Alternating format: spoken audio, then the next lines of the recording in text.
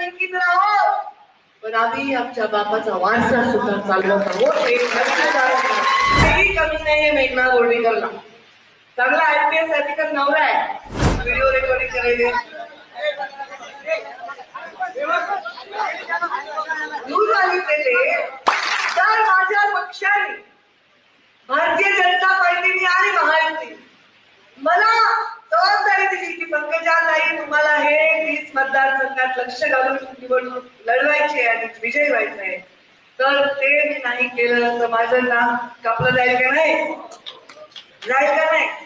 त्यामुळे ज्या मेघनाताई पहिल्यांदा माझ्याकडे आल्या त्या मेघनाताई माझ्याकडे 2000 कधी आल्या बाबा 17 आले ना, 17 आल्या. एक पंजाबीला घातलेली मुलगी गर्दीमधून आली माझ्याकडे आणि मला सांगितलं मी बोर्डीकर साहेबांची मुलगी आहे मेघना, आणि माझ्या प्रत्येक कार्यक्रमाला 17 नंतर आजपर्यंत गोपीनाथ मुंडे साहेबांची पुण्यतिथी असो, त्यांची जयंती असो, माझा सावरगावचा मेळावा असो, प्रत्येक ठिकाणी न चुकता मेघनाताई उपस्थित राहिलेल्या आहेत. आणि त्यानंतर जेवढ्या सभा झाल्या, जेवढे कार्यक्रम झाले, पक्षाच्या सर्वोच्च नेते जरी मंचावर असले तरी या माझ्या बहिणीने सांगितले की पंकजाताईंमुळे माझा विजय शक्य झालेला आहे.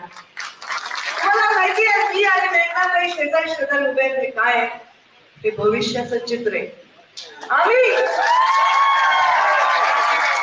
आम्ही आमच्या बापाच्या लेकीत राहो, पण आम्ही आमच्या बापाचा वारसा सुद्धा चालवत आहोत. दुसरा महत्वाचा विषय असा आहे, आम्ही त्या सगळ्या जातीपातीच्या भिंती तोडून बोर्डीकर आणि मुंडे एका मंचावर उभे राहून भविष्य घडवू शकतात हे चांगलं उदाहरण या देशासमोर देत आहोत, एका राज्यासमोर देत आहोत. आणि हेच भविष्य, काही कमी नाहीये मेघना बोर्डीकरला. चांगला IPS अधिकारी नवरा आहे. IPS आयांच्या बायका कशा लागतात छान बरोबर, त्यांचं चांगलं काम असतं, चांगलं आयुष्य असतं. नवरा अधिकारी असतो, हाताखाली नोकर चाकर असतात, लोक सगळे अधिकाऱ्यांना सन्मान देतात. अधिकाऱ्यांच्या बायका म्हणजे पत्नींचा एक ग्रुप असतो, त्या ग्रुप मध्ये त्यांचं जीवन चांगलं चालतं. ते सगळं ऐश्वर्याचं जीवन सोडून जिंतूर मध्ये उन्हातान्हात धुळीमध्ये कष्ट करण्यासाठी आल्या. ते पण भाजपसारख्या पक्षात आल्या. आमच्या पक्षात सुट्टीच नाही.